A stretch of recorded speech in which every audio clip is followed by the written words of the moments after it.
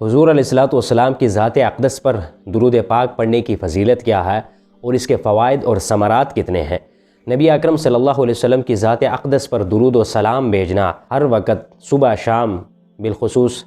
جس طرح میں حدیث میں آیا ہے، حضرت ابو درداء عوامر بن عامر رضی اللہ تعالی عنہ سے حدیث مروی ہے، وہ فرماتے ہیں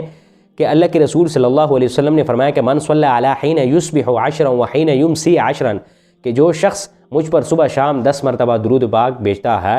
تو روز قیامت اسے میری شفاعت نصیب ہوگی۔ اب حدیث میں درود پاک صبح شام بھیجنے کی فضیلت بیان ہوئی کہ جو شخص مجھ پر درود بھیجے گا تو اللہ سبحانہ وتعالی اس کی 10 درجات بلند کرے گا، اسے 10 نیکیاں عطا فرمائے گا اور 10 خطائیں اس کی معاف فرمائے گا۔ جتنا درود انسان پڑھتا ہے، حضور کی ذات اقدس پر جتنا درود پاک بھیجا جائے گا اتنے اس کے فوائد اور ثمرات ہوں گے۔ اسی طرح دوسری حدیث میں ہے کہ حضرت عبداللہ بن مسعود رضی اللہ تعالی عنہ سے روایت کہ وہ فرماتے ہیں